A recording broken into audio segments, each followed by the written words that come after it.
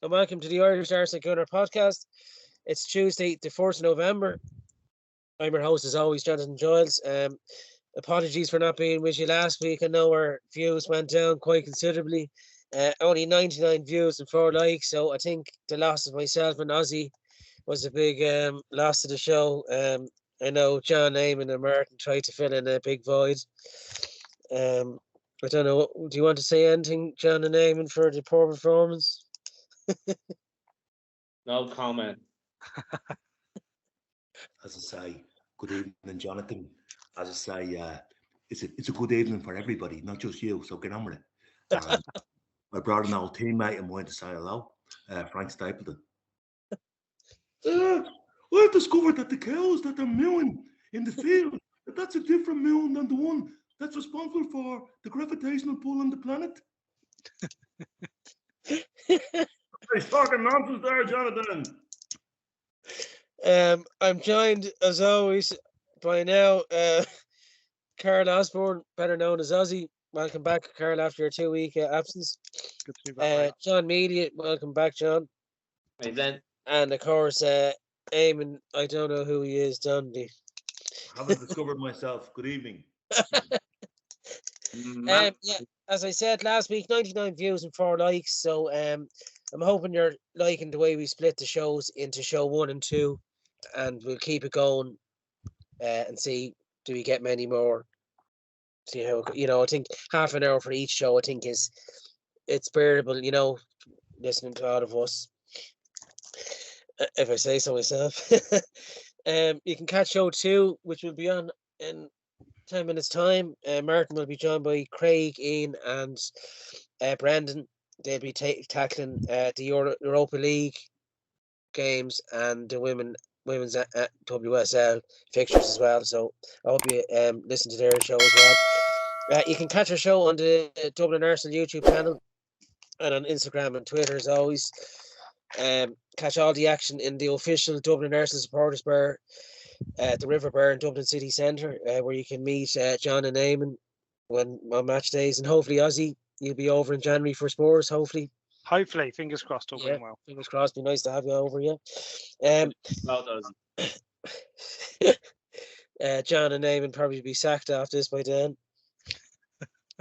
On this week's show, we'll be reviewing our well-earned 5-0 home victory against Forest. And we'll be previewing our upcoming Premier League game against Chelsea, which is on at 12 on Sunday, live on Sky Sports, coming up against Pierre-Emerick Aubameyang, our old forward. That's something to talk about later on. We won 5-0, of course, on Sunday. Martinelli, Reece Nelson was nice to see. Two from him. Odegaard and Partey.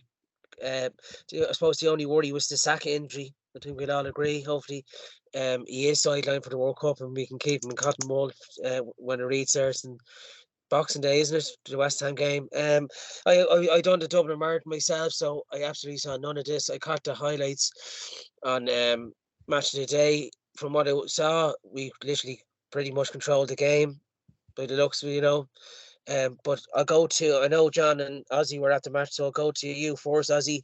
What did you make it from your seat? Yeah, it was a funny old game, he says. But the 5-0 win, when you look at the scoreline, the first half was interesting. What I wanted from this game was really to see a response, because we'd had a run, not to say a bad run. I'm not going to say a bad run because it wasn't.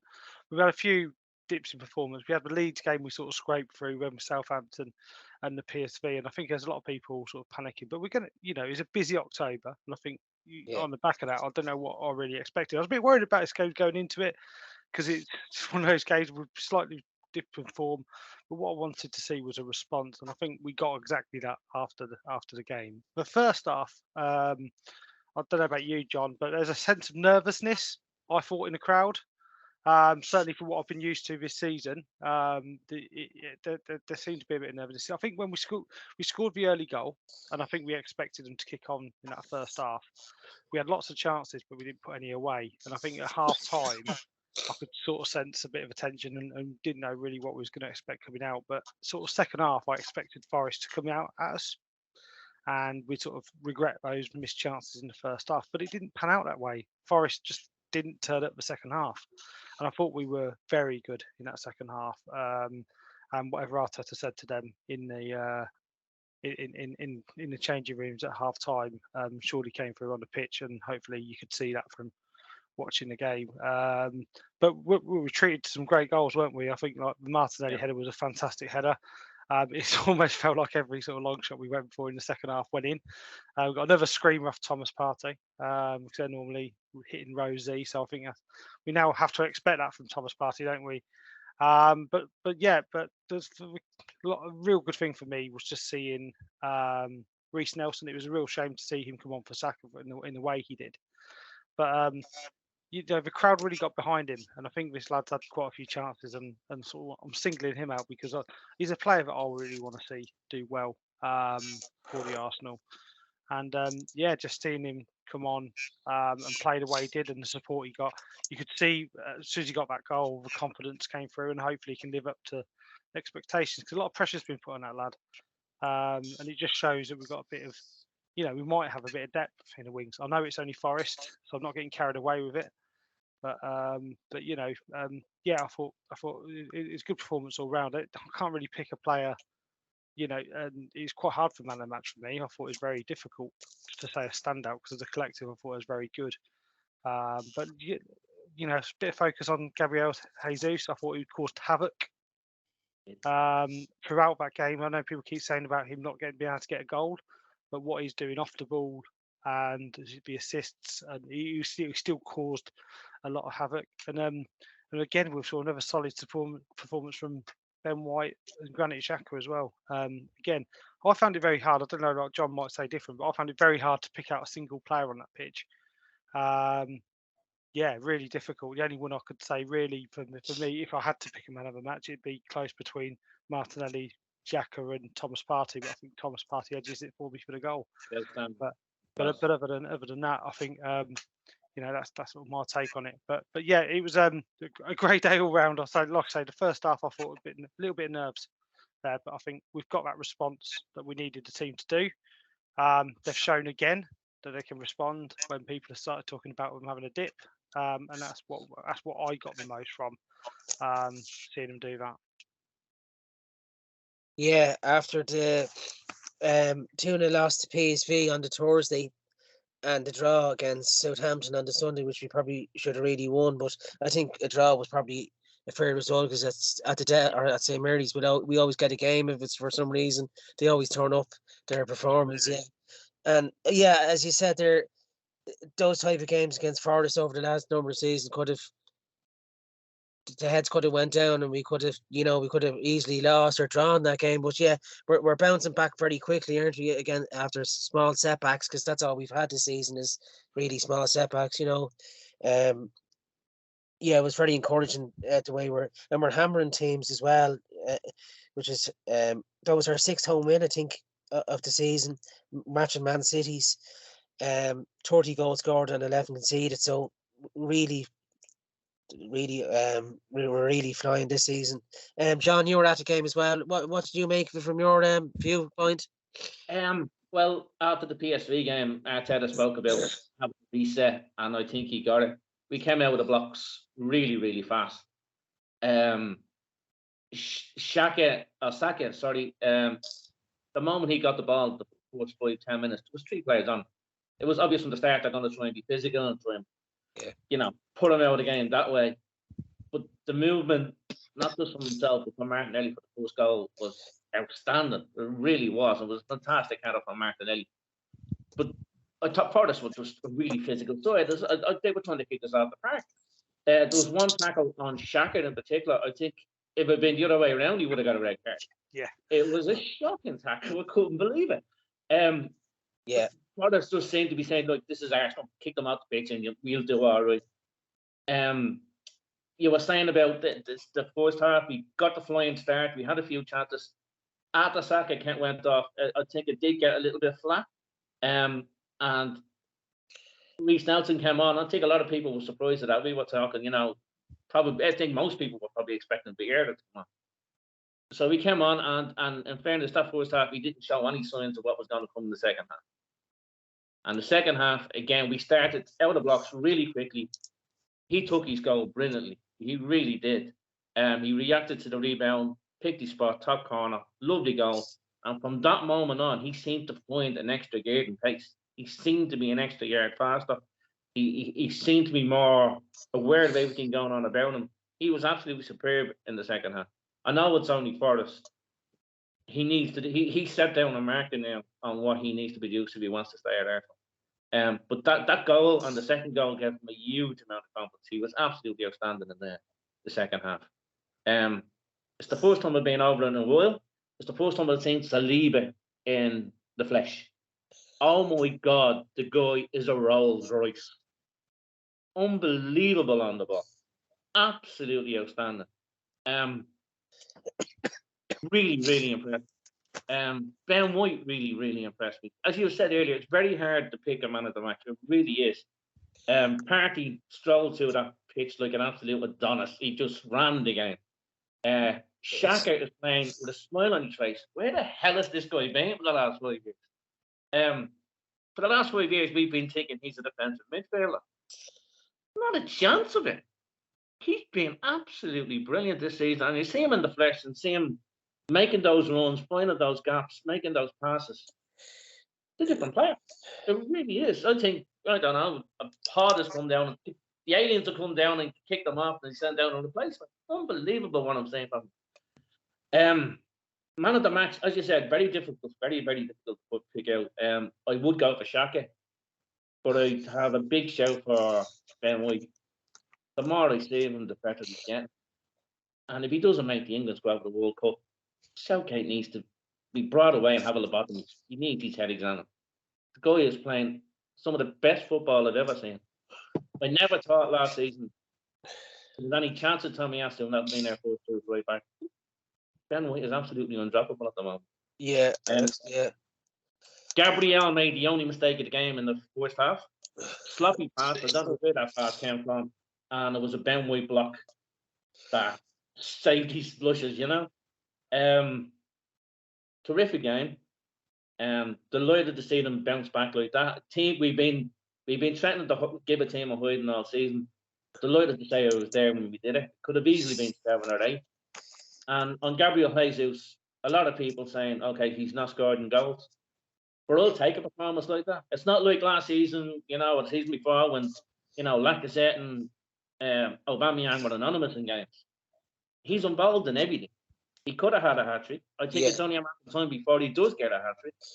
Yeah. I'd be more worried if he wasn't getting those chances. But he's linked up play and everything. His whole-round game has been absolutely outstanding. And he's bringing so much out of Odegaard and Martinelli. And in this game, Reece Nelson, terrific performance. I don't mind if he doesn't score goals if he keeps playing like that. I really don't. So a big up and way to go back over. I really can't. That was a really good day's entertainment. Yeah, we're playing. I think we'll all agree we're playing really entertaining football, aren't we, this season more than any other season? Yeah. And when you can win 5-0 and your best striker and Jesus doesn't get on the score sheet, you know, you're doing something right, isn't it? Yeah. It's what Jesus brings to. It's the all-round performance of Jesus, the way he works defenders and takes the attention away for the others to get in, like the Martinelli first goal. You know, he dragged two defenders away for him. It was a great cross in for Martinelli, though. Yeah, and especially after Forest winning 1-0 at home to Liverpool, they could have. I think being honest, before I come to Eamon, I think the 23 signings over the summer has done Forest. You know, it's too much to gel, and I think they probably will go down. You know, but that was a good victory at home. Very impressive. And as Sean says, it's nice to be there when your team wins 5-0. Eamon, what did you make of the performance? Another good win for the Arsenal. Yeah, well, Carl spoke about the nervousness among the crowd, but what he didn't realise is that in the River Bar we were even more nervous because Sergeant Brown had confirmed Here we go. That there was a new dodgy box in the pub, right? And that he was going up to put the stations on. So I have to say, I was actually anaesthetised from being at Sergeant Brown's wedding party the night before. So I got in good and early to get a couple of points for a cure before we kicked off. But I have to say, Carl, that nervousness didn't really. I think it's in our DNA as Arsenal fans. Yeah, probably, yeah. About all sorts of things, right? And I suspected that we were going to get a big performance because we're nearly at the end of the road now before the break. And I just say that was a game that we probably looked at and said, we're going after this. And you might wonder what might have happened hadn't we scored so early. But we scored so early, and I'm glad John and Carl have referenced how good Martinelli's header was. There's no talk about that. Yeah, that was a savage finish. Yeah, it was. The speed of thought and the accuracy at which that was discharged was nothing short of phenomenal. And the hunger in real time on the television when you saw it, you said, "How did he do that?" Because he's keeping away from the ball. So it was a great start. And this thing about how quickly we start, it's beginning to remind me, right, of when Man City were in their evolution. You know, I'm not saying we're at that level or anything like that. Yeah. But they always started quickly. How many times, John, did we sit together when we went up there to Man City and said, let's see the first 5 minutes out? And Jesus, we never did. No. We never did. We're beginning. We did that to Liverpool. We had Liverpool one down after 85 seconds or whatever, 58 seconds, right? I'm going dyslexic. And then that starts. So that lightning quick start obviously set the tone. I want to say something about Bukayo Saka. I mean, Harry Kane is England's jewel in the crown, and you know he gets away with murder, and he can dive everywhere, and you know he can kick Andy Robertson and get away with it and all that. Bukayo Saka is being targeted for some of the most abominable treatment I have ever seen on the foot. It's back to the days of Chopper Harris and Peter Storey. I mean, they're not just tripping him up; they're raking him. That's the third or fourth rake down the back of his leg that's happened this year. And the thing about a rake is, right, it won't break your leg, but it'll put you out again. Right? And in this day and age, it's sad to see that, Eamon, isn't it? You know, that you have to go to that length. But teams are going out they're actually raking him on purpose, right? Yeah. And he's getting no protection. But he's a strong boy. I don't think he'll be out of the World Cup. And I have to be honest with you, Jonathan, I know you probably said it tongue-in-cheek. Nor do I want to see that boy being out of the World Cup. He deserves to be playing at the World Cup. Yeah, I know we say that. Let's put our Arsenal jerseys to one side for a second. A guy like that, a talent like that, should be gracing the world stage. And it would yeah. You know? True, yeah. So I want to get on to Reiss Nelson now, because I said on this show that if that boy doesn't make it, it's because he hasn't put the work in. He arrived to Feyenoord, and the first thing that he was told was he was out of shape.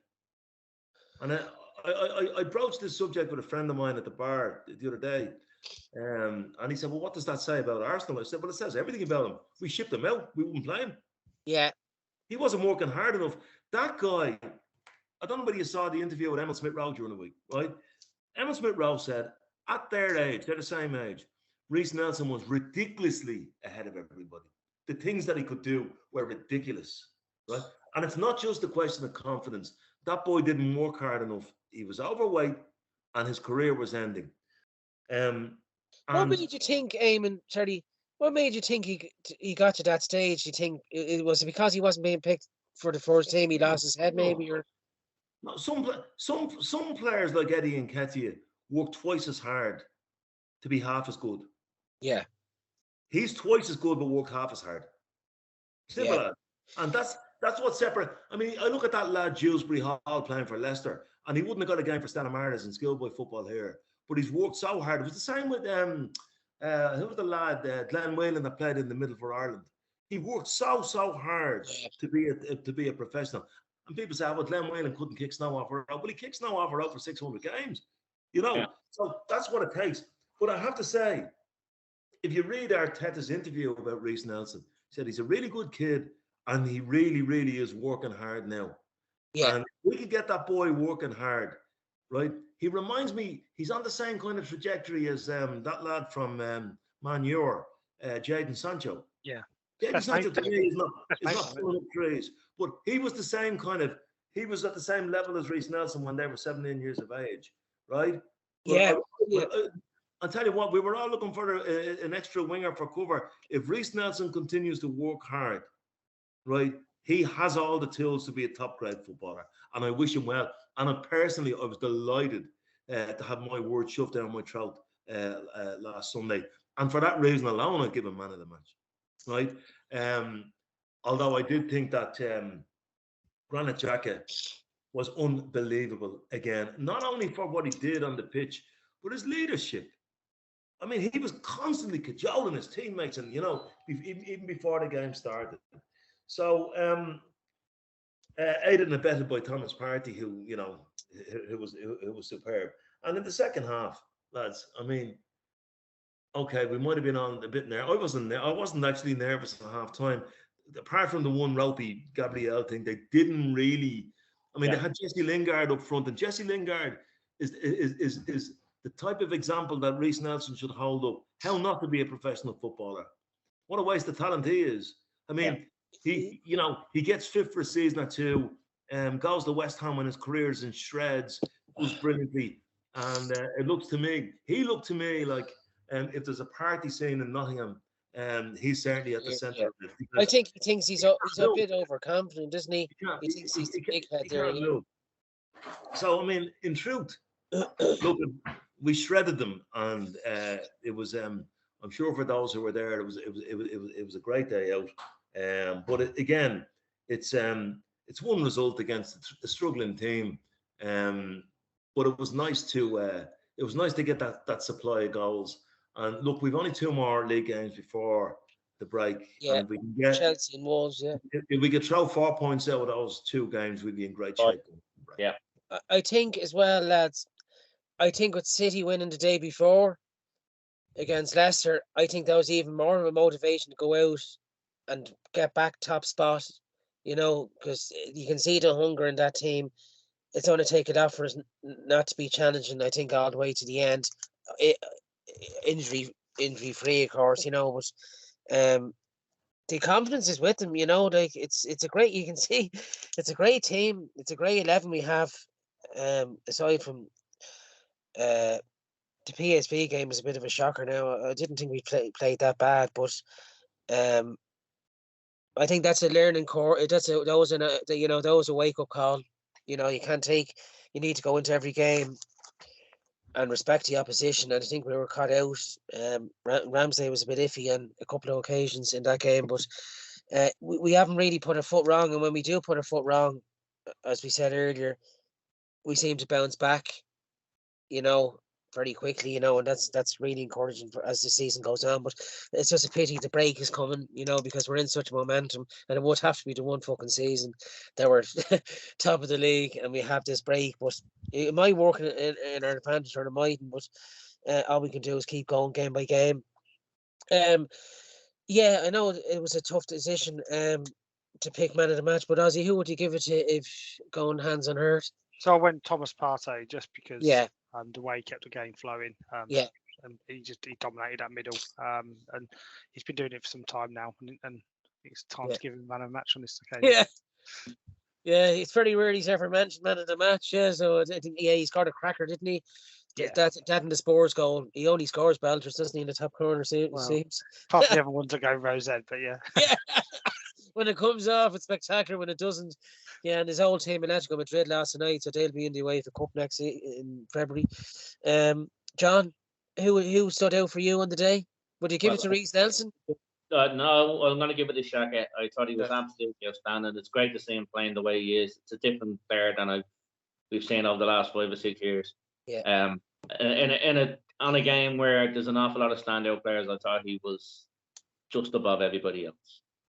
Yeah. Eamon, who stood out for you? I'm going to give it to Reece Nelson. Probably slightly over the sentiment because we had great hopes for that boy.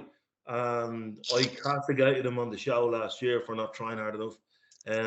So I'm delighted to eat my words. Delighted to see him trying, but also with a bit of substance. I think he had a bigger impact on the game in terms of being decisive than any other player. Another thing before we move on to the Chelsea preview, I'll throw it out there, can you see Reece Nelson having a future with the Arsenal? if Saka is injured for, say, the next game or two, can you see him taking that place of him? Well, If he works hard enough.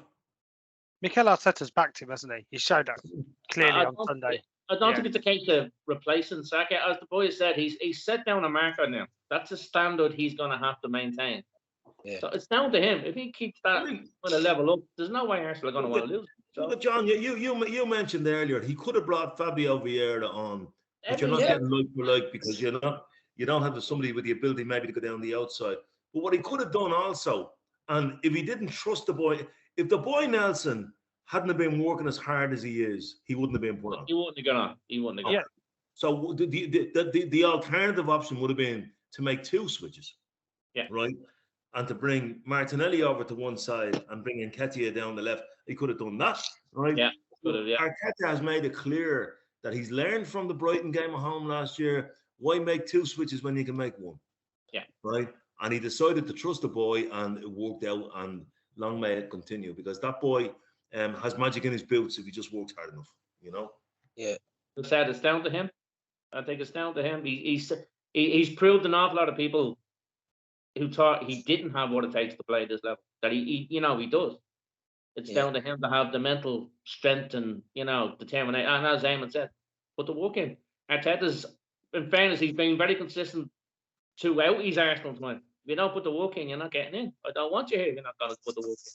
No, it's entirely down to him now. Yeah. That leaves us top. 12 played, 10 wins, 1 draw, 1 defeat, 30 scored, 11 conceded, and 31 points already. So a superb start to the season, I think we'd all agree. 9 from safety. 9 from safety. Yeah. We could be fucking 6 from safety come mid-November. So we're on a roll. Arteta keeps his job for another season. Just before we move on as well, Pablo Mari, of course, got stabbed in a supermarket there in Italy. Any update on that, lads? I haven't heard anything over the last couple of days. Home. He's out of hospital. He's gone home. He's going to be out till after Christmas. Right. It's non-serious. Physically, he'll be okay, but he went through something horrendous. He was part of something horrendous. I hope he's okay. I wouldn't wish that on anybody. No, one person dead. Absolutely horrendous to see that or something like that to happen. And I'm just glad he's okay. And I'm absolutely glad there was only one death. I'm glad there wasn't more. So. Yeah. When I thought that was actually a joke when it was put out there, as something freak like that, because he was a good, he gave it his all. He wasn't the best, but he gave it his all, and like aside from football, no matter whether you loved him or hated him, you wouldn't wish that on anybody. That was just it's brought back to time. Sadly, if Jose Reyes, when I heard he died in that car crash, 3 years ago, I couldn't believe it. It was on the morning of the Champions League final, actually. And when it was broken on Sky Sports News, it was hard to take in, because, they've started showing the goals of the Invincibles and all, like he scored some crackers, but it's hard to believe he's gone, It's like that Roadcastle documentary, but thankfully, Pablo Mari, we wish him a speedy recovery, and, aside from football, you hate to see anyone, non-professional or whatever, and we wish him a speedy recovery, so that leaves us top, lads, and in good stead going into Sundays. Away fixture to Chelsea. Chelsea got beaten 4-1, wasn't it, at the weekend against Brighton? A bit of a shock result there, but it's when Graham Potter, he seems to. Sorry, he's kind of dirty this bit, but Brighton fans, hasn't he, going there? But look, you can't fault him. He wants to move on to a bigger challenge, and no bigger than Chelsea at the moment with a new owner. We won there last season, didn't we, lads? Back in April, Eddie got a couple, 4-2, I think it was. That brings us on to the question, actually, quiz question. Which Brazilian fullback scored a screamer in the 99-00 season for Arsenal? Trying to throw that out there. The all-famous Dublin Arsenal fan pack, including Eamon's Dirty Jimmy's be thrown in there. And include a passport for that player as well. It was a screamer. It was a cracker, lads. I think we all know who he is. That's the quiz question. Yeah, Chelsea are 6th at the moment. 21 points. 10 off us, of course. Aubameyang will be facing him probably on Sunday. We seem to kind of do well at Chelsea at times away. I wouldn't be surprised if we get a victory there, because as good as they are under Potter, they've been scraping wins. You know, they haven't been convincing. They've been 2-1, 3-1, 3-2. You know, I fancy our chances there. I'd be happy with a draw, but it's hard to know. Well, it's a 12 noon kickoff as well. The early kickoffs are very hard to call sometimes as well. But the form we're in, I'd stick my neck out for a win, a narrow win at 2-1. Ozzy, what do you think? Yeah, it's one of them, isn't it? It's another big game. It's another big test. I think Chelsea. I'm not going to read too much into the result. Brighton, Chelsea. Yeah, 3 results. Their season seems to be a bit up and down. To be honest, they've had good wins at Villa. They've had good wins at Palace. They've beaten Milan away. You know, so Chelsea have got a good squad. There's no two ways about it. They've got the players. They'll be looking out to make a statement as well. Yeah. So they're the wounded beast and all that. I think they're going to be looking to make a statement on us as well. So it's a tough one to call. I'm not as optimistic as you, Jonathan, on that on the away win. You're sacked off this show after comments like that. So frustrating, dude. I'll take a score draw, or I'll take a draw. I'll take a point away from Stamford Bridge any season, to be honest, because you just don't know who you're going to get with them. And Potter's got a pretty good record against us as well. So so we need to. Do you think, Ozzy, sorry for cutting across you. Do you think Aubameyang could cause us a problem on Sunday? Do you think he has something to prove? He's written in the stars, isn't it? Yeah, he's going to do something, isn't he? Don't they always, right? He's I hope he doesn't. Don't get me wrong. Yeah. But he's going to be out there to prove a point. Of course he is. Yeah. There's no two ways about it. There's just a lot of things in this game that make it an interesting tie. I think it almost strikes me like a cup game rather than a league game. It's almost it's a big game for them. It's a lot bigger for them than it is for us, and I don't mean to sound too arrogant about that, but I think it is a bigger game for them. And they'll be looking to put us down, take points off us. There's no two ways about it. Look, if we get a draw, I'll be more than happy with that. I've said a 1-1 on my prediction when I was looking at it earlier, but who knows? If we start off out an early goal again, always makes a difference, doesn't it?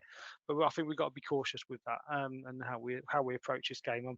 I'm looking at sort of drawing comparisons with United away, to be honest, on this one. I think if we go all out, we could get hurt. But let's see what happens. I'll try and remain positive, but I'm going to go with a score draw. I have a feeling Aubameyang let a tweet out there, didn't he, the last week or two, about Arteta. He doesn't know how to control big players. But he had the guts to get rid of a big player, and a big name that was rocking the boat, which looked like the case, But look, I can't fault Aubameyang. As a fan, he scored some amount of goals for us. His games to goals ratio was just incredible. We all know he's a good player, don't we? He scores goals. He's quality play. He did a good job for us. Do you think, sorry, Ozzy? Do you think, before I come on to John and Eamon, sorry, do you think he might have disrespected Arteta a bit, him not being a big name manager? With him working with big names through his career, do you think? Probably going over old ground here, but to be honest, I think he's had problems at every club he's been at, isn't he? He's a big character.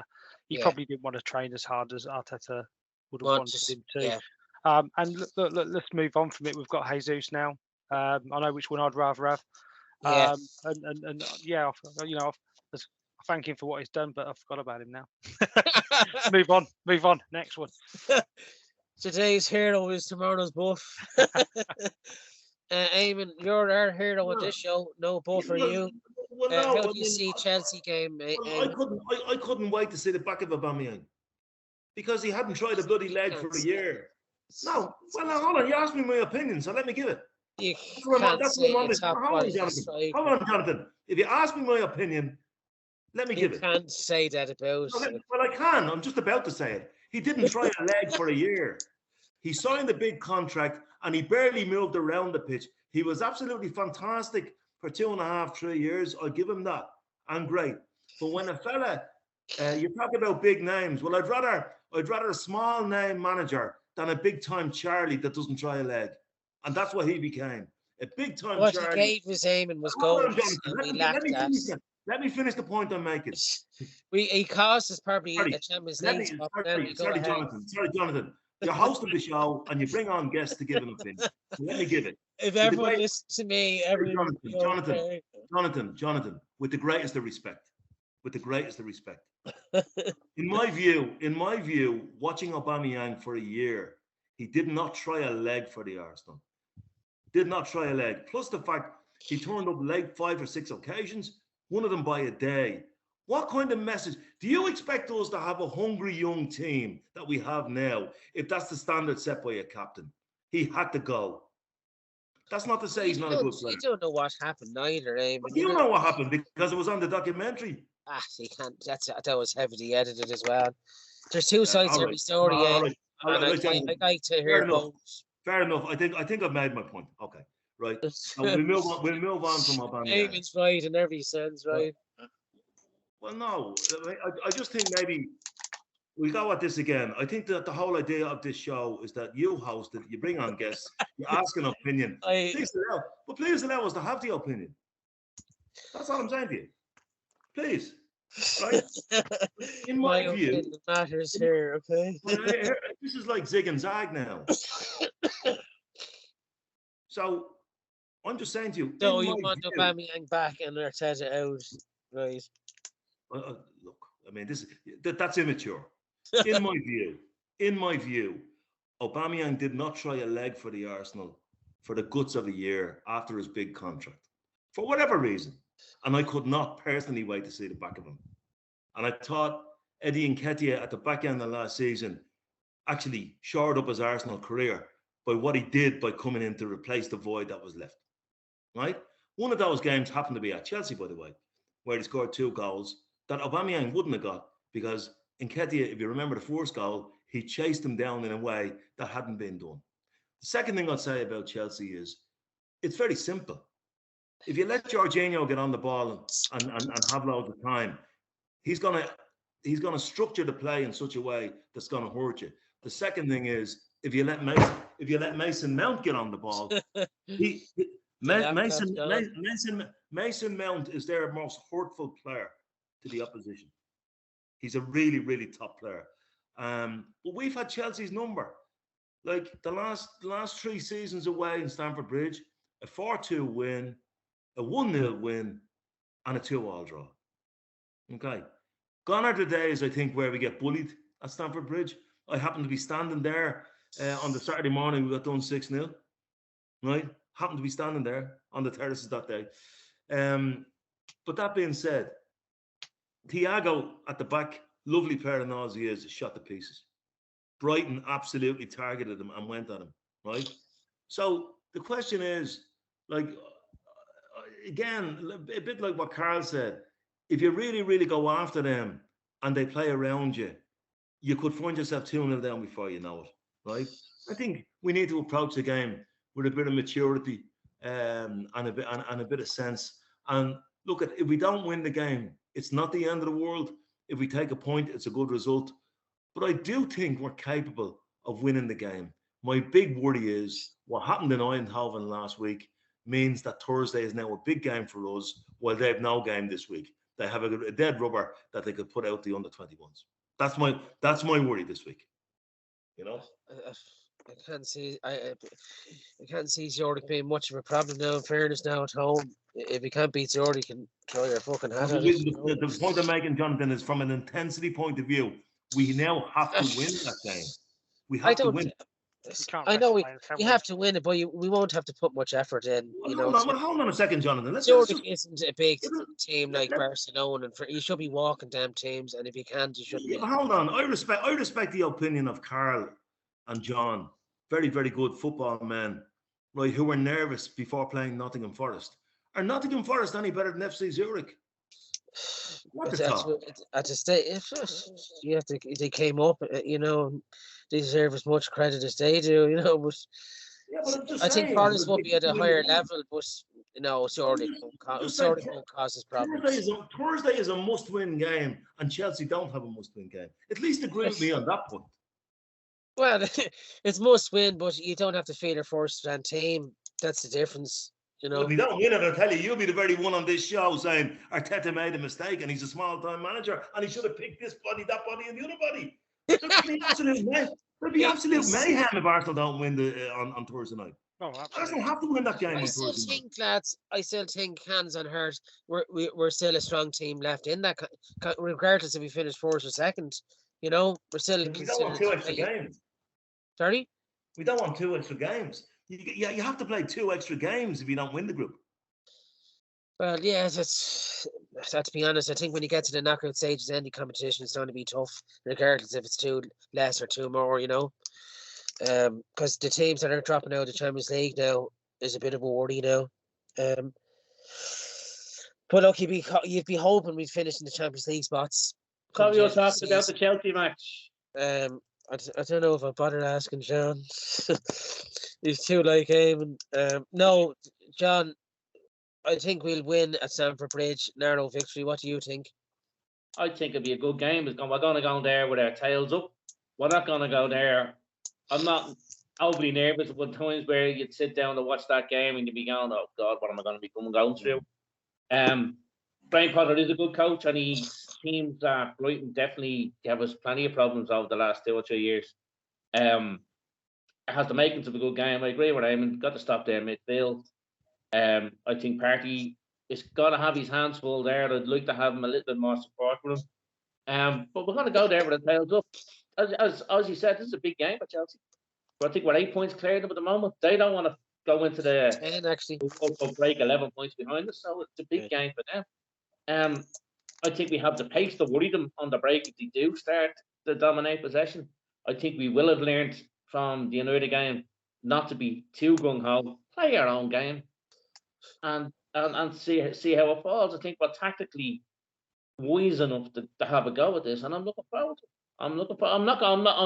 It's one of these games. It's the first time in a while I'm going to watch an Arsenal Chelsea game at Stamford Bridge and actually, let's have a go at this. Any other time you sort of biting your nails or get the alcohol into me quick, just to steady the nerves. I'm looking forward to this. Yeah, the afternoon kickoff now is a bit of a pain because I thought that would have been a 4:30 game.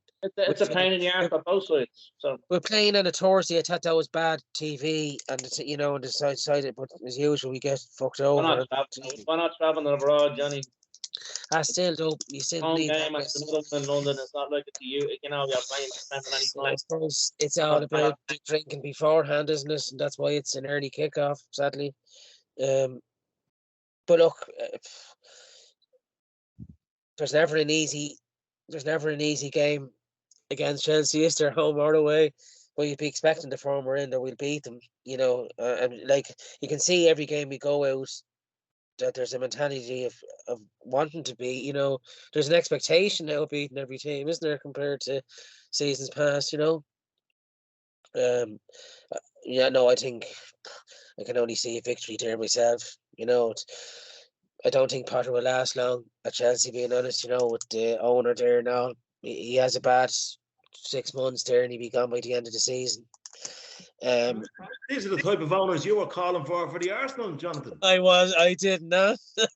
Let's get out there, I think at the moment Chelsea need Harry Potter rather than Graham Potter at the moment to get anything out. You never heard of Martin Potter, Carl. We'll get you Martin Potter on YouTube as well. Yeah, no, we all want to see Arteta do well, but this is his defining season, I think. If we don't get 4 plays, he can forget it. Is that the show over now? Thank you. I think he set the bar so high for himself now. He has to do well. You Well, I know, think Martin set the bar high last week when it came to hosting the show. My God, Johnny, So- you're back. You're back with a vengeance. Oh, God. Never mind setting the bar. If we'd any sense after this show, we should be at the bleeding bar. I already am. I am. We've Like, No,